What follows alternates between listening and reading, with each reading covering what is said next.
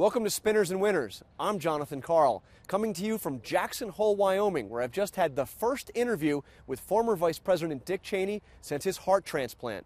It's an ABC News Yahoo exclusive.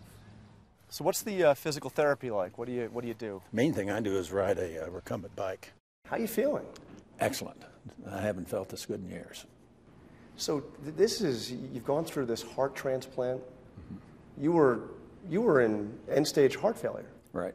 2 years ago this time I was on a respirator, heavily sedated, just had a pump, a left ventricular assist device installed on my heart because my heart had gotten so weak after 6 heart attacks and 30-some years of heart disease that it was at the end. And the transplant is it's nothing short of a miracle, what it does for you. Romney's said no more tax returns. 2 years, that's it.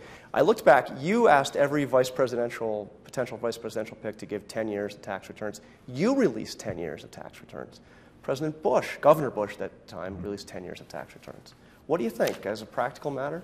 Should Romney just bite the bullet? Well, there's a standard out there you have to meet. There's a requirement that you put out, was it 1 year, and also release a financial disclosure statement. You have to do that when you become a candidate, and he's done that.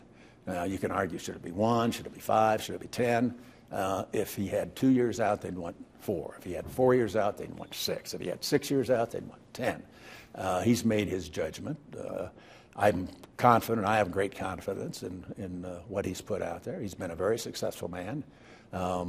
And there's no evidence of any kind that he's done anything improper or inappropriate. What would you tell him to do? It's a distraction.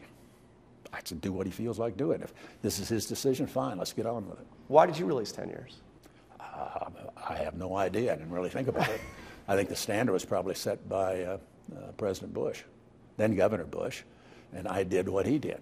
In other words, you weren't going to have the presidential candidate do 10 years and the vice presidential candidate not do that. So that would have been a problem. Might have been. Your overall assessment of President Obama. We're almost through a first term. I obviously I'm not a big fan of President Obama. I think he's been one of our weakest presidents. Does he deserve some credit on the issue of gay marriage? He became the first president to come out and say he's in favor of gay marriage. That's up to him. I made my statement on that subject 12 years ago.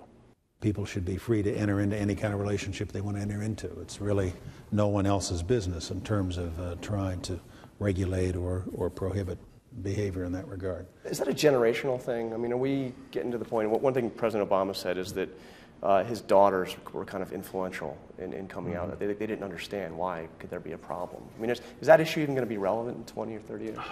I don't know that it's relevant now.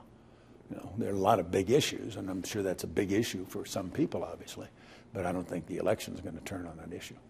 Do you wish you had pushed a little harder on that issue? Why?